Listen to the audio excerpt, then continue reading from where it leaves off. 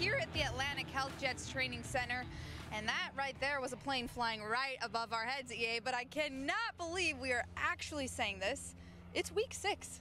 It is week 6, and it is a beautiful day. I don't know what the forecast is going to be for Sunday, but the Jets need another home victory at MetLife Stadium. They got a much-needed victory against the Denver Broncos in convincing fashion, a 34-16 game. But now, Liv, as you know, the Colts are coming to town. Yeah, first home win for the New York Jets, like you said, against the Denver Broncos last week, 34-16. And they did it fashionably, EA. It was a historic day, especially with running back Isaiah Crowell, who rushed for 219 yards on the ground. Can't even believe I'm saying that. That's nuts. AFC Offensive Player of the Week, he was named today. Nobody flew higher than the Crow in Week 5. He actually set another record in terms of yards from scrimmage with a 12-yard catch, so he had 231 yards from scrimmage in all against the Broncos. But you have to credit the offensive line up front. They got hats on hats and created large gaping holes throughout that ball game. Corral averaged over 14 yards per carry. He's now, in 2 games with the Jets, he's topped the century mark a pair of times, and he's the 3rd leading rusher in the National Football League. So all in all, Corral is paying off after signing here in the offseason. Something running back Isaiah Crowell mentioned in the post-game locker room was giving credit to his offensive line. I spoke with center Spencer Long. We also spoke with Kelvin Beachum, and they said, although, yeah, we set the tone for this game and we did a great job, there are some yards missing still. We still left some yards on the ground. But overall, one of the most impressive performances from the offensive line so far. I agree with that sentiment, because I just got out of the locker room. I talked to Brian Winters, and he echoed what Beachum said. He said, listen, we honestly missed a couple blocks out of there. So after amassing 323 yards on the ground, the Jets offensive line said, we could have done more, and that's really encouraging. And the guy who I think set the tone for them actually Saturday night was offensive coordinator Jeremy Bates. He said, play pissed off, and the Jets played with the mean streak on Sunday afternoon. Yes, they did. And something else that was very helpful coming from the offensive line was Sam Darnold did not have to feel as much pressure during that game against the Broncos. He actually had 3 touchdowns in that game, and that was his first 3-touchdown game so far of his entire career. Yeah, he only had 22 pass attempts, and he made good on his 10 completions. We're watching the offensive line from practice here earlier today, but those guys are really coming together as a unit. That's big Spencer Long in the middle, but from left to right, you got to credit all those guys. Of course, Kelvin Beachum lining up at left tackle, Big Carp, James Carpenter at left guard, Spencer Long at center, right guard Brian Winters, and then Brandon Shell at right tackle. And it takes a village, so the tight ends got out there, were blocking. Todd Bowles today talked about Terrell Pryor on Crowell's 77-yard score that tied the game at 7. He was out there leading the way. And how about Darnold? You talk about him on a long run from Bilal Powell late in that ball game. He tried to get in the way of a defender as well. So listen, Jets did a lot of great things against the Broncos. Now the key, which started today on the practice field, is you got to turn your focus to the Indianapolis Colts, because we have found out that quickly throughout this season. It's a week-to-week league in the National Football League. The Jets were never as bad as they showed against the Jacksonville Jaguars. Likewise, it might not be as pretty every week like it was against the Denver Broncos. If they can win this game, though, they'll get to 3-3, and they have another home game on the horizon because the Minnesota Vikings are coming to town the ensuing week. Well, quickly going back to the Denver Broncos game, over 500 yards of offense. Over 300 of those were on the ground. So Sam Darnold was able to get the ball up into a few receivers. Robbie Anderson had a very big game, as well as Terrell Pryor. So offense overall had an outstanding game on the Jets side. But let's talk about the defensive side of the ball. Leonard Williams with 2 sacks against the Denver Broncos. Yeah, Leo had it going, and I thought the Jets were doing some good things up front from the defensive line perspective with some stunts and some twists inside, and Leo came free. and he finished with 2 sacks. The Jets had 4 sacks in all. Now, over the past 4 games, the Jets have totaled 14 sacks. And you have to credit this defensive staff, starting with defensive coordinator Casey Rogers. He was not on the sidelines on Sunday. He missed practice on Friday. He's dealing with an illness right now. But some good news out of the Jets facility today. Todd Bowles said Rodgers was here for a little bit, came to his office, was able to do a little bit of work. But yes, these guys up front on the defensive side of the ball, they want to set the tone, much like the offensive line in the trenches. And Leonard Williams, that was great to see, because the coaching staff has been consistent with their messaging, saying that he's been playing well for us. Well, on Sunday, he got the numbers. And Henry Anderson is another name we've been throwing out the past few weeks. Leonard Williams talked about him in his post-game locker room media veil. Yep. So defensive line really getting after the ball, a lot of pass rushing pressure from them. But the defensive backs, they were missing 2 of their starters in Trumaine Johnson. And so they didn't have some of their starters in that defensive backfield, but they still had quite the performance as well this past Sunday. Yeah, you know, the mentality in the National Football League, as it should be, it's next man up. And Trumaine Johnson went down with a quad injury at practice last week, so Darrell Roberts was the next man up. Then during the game, you have to change on the fly as well. And what that meant for the Jets was, unfortunately, Buster Screen, they're a very valuable cornerback who can play outside or inside at nickel. He went down with a concussion, so that forced Perry Nickerson, the rookie out of Tulane, into action. And Perry got in on some tackles. Todd Bowles said there's some things that he has to do better. I talked to Perry in the locker room today, and he said it's all about using your eyes. It's a lot different playing inside than playing outside the numbers like he did at Tulane. A lot of option routes. You can get caught up in some traffic there. But I was very impressed with him from what I saw during the summer, and it was a great opportunity for him to get his feet wet in the National Football League. They could be dependent on again this week. You could see Darrell Roberts starting opposite Morris Claiborne, who, oh, by the way, had a tremendous game against the Broncos, and then Perry Nickerson be inside there for Buster Screen. It's tough for Buster Screen, because Bowles said today, Olivia, that, or he's been saying it repeatedly, that, you know, it's always concerning when a guy has a number concussion. So hopefully the Jets can get Buster back here soon. But that kind of talks to their depth, what Darrell Roberts was able to do, and also what Nickerson was able to do. So after a much-needed win against the Denver Broncos this past Sunday, first out of a 3-game homestand, the big question is, where do the Jets sit now? They're 2-3 in the AFC East and just 1 game behind New England and Miami. That's not that far. And we are only heading into week 6, so where do the Jets go now? Well, a lot of football left to be played, and look at how tight it is in the AFC East right now, because not only the Jets are 2-3, but the Buffalo Bills, who've struggled mightily offensively, they've been getting in some good work from their defense, so they got 2 victories on the year. Miami's kind of fallen back to the pack after a hot start. They had a 17-0 lead over the Cincinnati Bengals last week. Weren't able to hold on to that lead. The Bengals came all the way back and won that. And then New England has kind of righted the ship as we thought they might. When you look ahead to this weekend, and we'll be talking about it on practice today, on Friday, myself and Ethan Greenberg here from Atlantic Health Jets Training Center, is New England's got a really tough ball game this weekend, because an undefeated Kansas City team is coming to town, and they're going to have to contend with perhaps the hottest player in the National Football League. That's Patrick Mahomes. And Miami's not going to have it easy either. They play the Chicago Bears. Khalil Mack and everybody over there loaded for bear. So who knows what the standings are going to look like at the end of week 6. But the Jets have said it all along. A lot of football left to be played. This is a big one, though. You get to 500 after 6 games, you're right in the mix. You're right probably where you should be with a lot of season to go. Sitting pretty, like you said, if you can get to 500 back at week 6.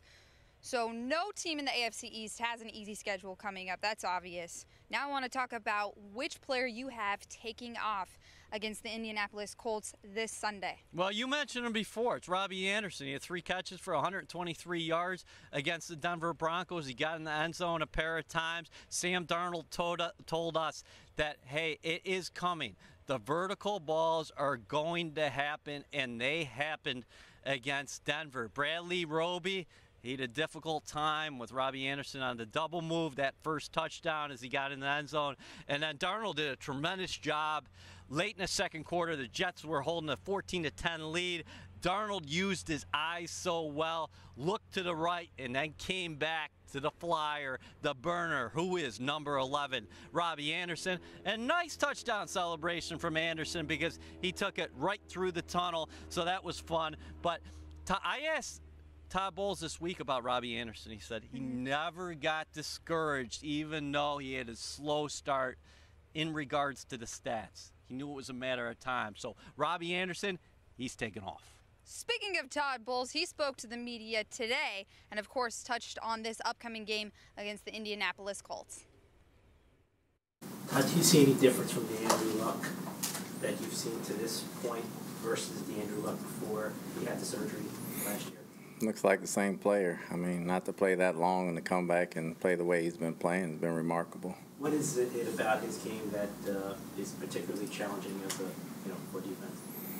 Well, with him, it's his all-around game. He can throw it deep, he can throw it short, extremely intelligent. He's got great size, and he can run with the football. So, he doesn't have one special guy to throw to. He can see the field. So, anytime you have a quarterback that can do all that, it's going to make it tough. T.Y. Hilton and Jack Doyle are questionable for Sunday. How did they change the game plan? Well, we know they're two of their best players, but we got to know everybody on the depth chart. They got good players. They've been playing without them for a couple of weeks now, so we just got to prepare for everybody. Their third down numbers are really impressive, Tom.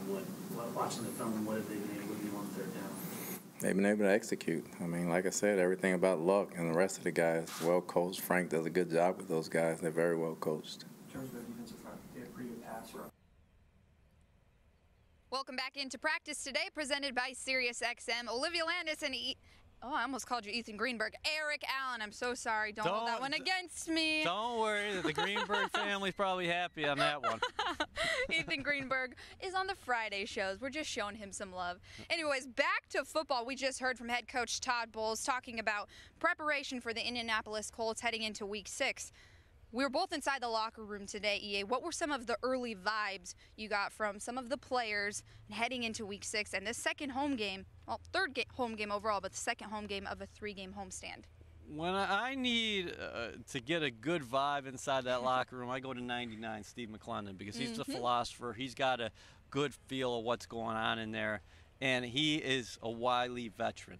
He told me that, hey, listen, everybody's got to pay attention to details this week. Because, yes, we played a good game. We played a complete football game against the Denver Broncos, but it was just 60 minutes of play. So everybody's got to be taking care of what they have to take care of individually out here on the practice field and making sure they're professional throughout the week so they come out raring to go against Indianapolis, because the Jets haven't done anything other than win their second game of the season, and that wasn't their goal starting the year. So I talked to McClendon about that a little bit. Brian Winters really pleased with where the offensive line is. And like I told you, I also spoke to the aforementioned Perry Nickerson, and he is a guy who I think has a big upside in the National Football League and could be counted on heavily again this weekend. So you mentioned this, how the Jets played their brand of football. They ran the ball, they got the ball up in the air, there was pressure from the defense. So how do they translate that onto the field this coming Sunday?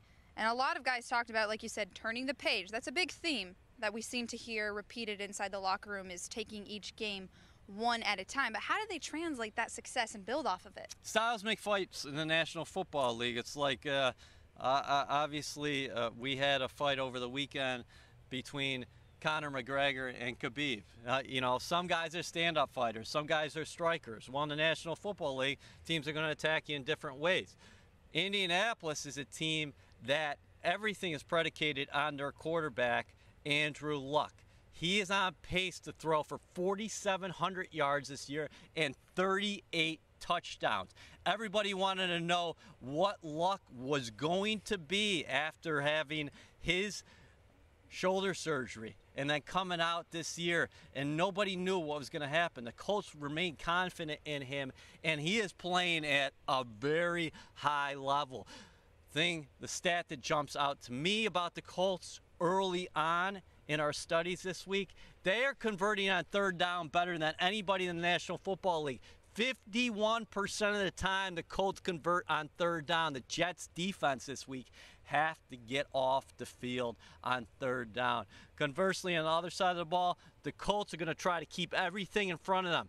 They're a 4-3 defense playing a lot of cover 2. So cover 2 is they're going to want to keep those safeties deep so Robbie Anderson can't go flying by them, and they hope they can contain the run. But it's a defense that's predicated on speed and flying around from sideline to sideline. I think the Jets are going to have another opportunity, Olivia, here to pound the rock, to get after them on the ground. With the Colts having success converting on third downs and Andrew Luck as their quarterback, what other challenges does this offense maybe present to this Jets defense? Well, the splits are really something else because the Colts have passed the ball 70% of the time, and they've run it just 30% of the time. Now, I've been impressed with Frank Reich, the head coach in Indianapolis, who was with Philadelphia last year. He said we cannot go away from running the football, because if you go away from running the football, that play-action pass is not going to be respected later on in the year. So the Colts are going to come in here and try to establish some sort of run game. And McClendon told me, hey, the pass rushing stats are great, but it all starts for us defensively stopping the run. If we don't stop the run, then everything goes out the window. So the Jets are going to try to take away the run and then contain Luck. He is difficult at times, and at times, no matter who's out there playing with them, because they got some big-time injuries. T.Y. Hilton's out. He didn't practice today. We don't know about his availability for Sunday. Jack Doyle, he did not play last week. He hasn't played for a few weeks. A very productive pass-catching tight end for them. Luck is able still to move the ball at times because he reads defenses well, he processes quickly, he gets rid of the football, and he's playing at such a high level. So when Indianapolis does move the football, you want to force them into field goals. But the other thing you can do against Andrew Luck is you keep your defense off the field. The Jets dominated the time of possession last week. You run the football for 323 yards, then that means your defense is out there on the bench getting their breath, most of the guys, including Marcus May, who needs a couple more breaths this week. Throwing a little shade there at Marcus May. Oh, I love Marcus. We all love Marcus. 104-yard interception return, but he just had to go one more yard. I know he was mad at himself about that one, but that's for real though. If your offense is moving the ball on first and second down, you're helping Sam Darnold because you're in third and manageables. Conversely, your defense is going to be on the sideline and raring to go when they come out there in the field. All right, quickly, EA, before we move on, some of your final takeaways of last week's game and the challenge ahead. What the Jets need to do, not only offensively but defensively, to keep a balanced game, have a demanding time of possession, and really have some pass rushing out there. Well, the one thing they didn't do last week that we really still want to see from Sam Darnold and company, they didn't get off to a fast start. That was one of my keys last week. They've only scored 7 points in the first quarter of 5 games so far this year. And the Broncos took the lead after a takeaway last week, and they were able to convert on a Case Keenan touchdown pass. But for the Jets, what I think the next step for this team is get off to a fast start, get that crowd involved early, get the defense jumping around, hopping around, and make Andrew Luck beat you. All right, so there we have it for what the Jets may need to do for this upcoming game. Really quickly before we throw to Sam Darnold, I know you wanted to touch on the March 17th trade that the Jets had with the Colts that allowed them to move up and get Sam Darnold. Well, I wrote about it today, and you can check that out. The Jets, the Colts, 5 storylines, NewYorkJets.com. Shameless plug. But listen, March 17th, Mike Maccagnan moves up from 6 to 3. He makes that deal with the Indianapolis Colts. Why does it happen? Well, the Colts say, we have confidence in Andrew Luck. He's going to come back to full health, but we want to build pieces around him. Building pieces around him meant stockpiling draft picks. So he got 3 second-round picks in the deal, 2 this year and an additional 1 next year. The Jets, they wanted to get their quarterback of the future. If they sat there at 6, Sam Darnold wouldn't have been there. So Mike Maccagnan moves up, and he gets the 3. The Colts stockpile the picks. I think this has a possibility 5, 7, 10 years down the line where both teams are saying that was a good deal for both of us. That's very rare in the National Football League. I think that just might be the case in this one. Let's now hear from Sam Darnold, who spoke to the media today about how he's seen his progression through the first 5 weeks of play and what he has to do to prepare for the Indianapolis Colts. Frank Reich was on a conference call before. He was talking about some of the similarities with you and Carson Wentz. You know, he spent 2 years with him in Philly, and he said just from watching, he's like 5 games, you could tell he belongs here. I mean, how do you feel through 5 games? I feel really good. Feel confident. We got a great group here. Got a great offense, great defense. You know, our special teams has been on point as well. So we got a good team. It's just about putting together the pieces. Obviously, we put some together last weekend, this past Sunday. So we just got to build off of it. And for me personally, I just got to stay consistent. Are you at a point where you feel more comfortable each week, or does it depend on how the previous week and the previous game kind of went? You know, I feel good every week. I mean, for me, it's especially at this position and at this high of a level, you got to really just stay the course. And every week is a new week, whether you win or lose. That Sunday, Monday, or Thursday, you just got to continue to play football and continue to get after it throughout the week, because at the end of the day, no one cares if you won or lost. You know, you just got to keep moving forward and continue to try to win every single game. 3, 2, 1. It's a new week, which means there is a new injury report. EA, let's get some details here on this one. Yeah, and we're taking a look at Sam Darnold's stats for the year. About 56% passer, 7 touchdowns. Last week was his first 3-touchdown game of his career. We'll see what's in store for Darnold this week against the Colts. But you mentioned the injury report. The 2 guys in the secondary, we'll keep an eye on both of them this week. That's Trumaine Johnson, the veteran, who has the quad injury, he didn't play against the Denver Broncos, and Buster Screen, who remains in concussion protocol. Isaiah Crowell, AFC Offensive Player of the Week.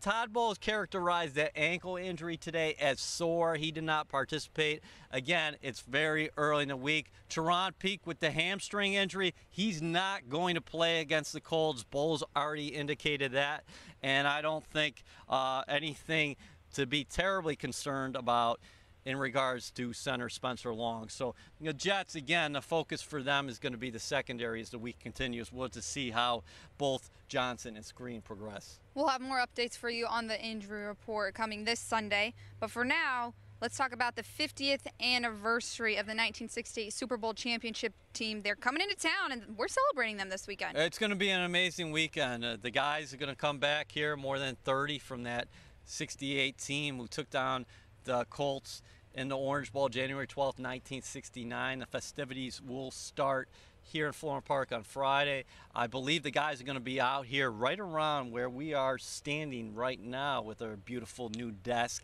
They will watch walkthrough and get a chance to mingle with some of the current players. Then Saturday night at MetLife Stadium, the Jets are going to host a special dinner that is going to be hosted by Chris Berman, a former season ticket holder of the Jets when he was growing up. His dad used to take him to the games at Shea Stadium. So he used to tell me that he wore white shoes growing up at school because Joe Namath made the white shoes famous. And then Sunday morning, I'll be at MetLife Stadium. You will be as well. I think I'm hosting a breakfast. You're going to see Joe Namath throughout our coverage, and then it all concludes with what will be an emotional ceremony as the green and white faithful get a chance to salute the 1968 team that won one of the most important games in the history of all of sports, the little old AFL, an 18-point underdog against the Baltimore Colts. Broadway Joe guaranteed it. They got it done. It's going to be a great weekend. I can't believe it's been 50 years, but so proud to be a member of this organization that's always connected to that team. And something that you said earlier in the week that really sat well with everyone was this might be one of the last times we see this entire team being able to come out and be in this same area together. So it's going to be super special, especially to have Joe Namath. He's such a big name around the organization and to fans as well. So it'll be cool to have them out here in town. Yep, and and Broadway Joe is the first guy to tell you that it was a team. That was the ultimate team. They rushed for 140 yards in that game. And back in the day, they weren't looking to the sidelines for plays, and they weren't getting in their ear and their helmet from communications. Broadway Joe was coming up to the line and making those calls, and he relied on a punishing run game, and the Jets had 5 interceptions, 16-7 victory. That was the ultimate team, and now we're sitting here in the National Football League. Oh, by the way, everybody's asking me about uniforms all the time. Jets are wearing white on white, and they're going to have gray face masks. So that is a throwback for you. Mark that down. You heard it here first. White on white with gray face masks. All right, that wraps up Practice Today presented by SiriusXM. Be sure to tune in this Friday for Practice Today with Ethan Greenberg, got it right that time, and Eric Allen will both be hosting that show, as well as Pregame Central, which will be live before the game, presented by Pepsi this Sunday. Speaking of Pepsi, I will also be in the Pepsi tailgating area, the Pepsi lot, picking up the next Pepsi fan of the game. So be sure to watch that on Pregame Central. Have a great night, and let's now go to a quick message from Low Cash. What's up, Jets fans? It's Low Cash. Pepsi is bringing us to New York this weekend with the Pepsi Tailgate Tour. So we'll see you before the game.